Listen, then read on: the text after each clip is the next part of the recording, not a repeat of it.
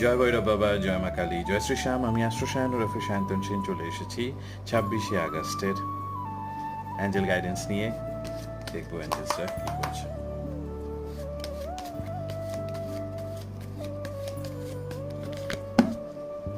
It's time to take action. It's time to take action. কালকের দিনটা খুব important.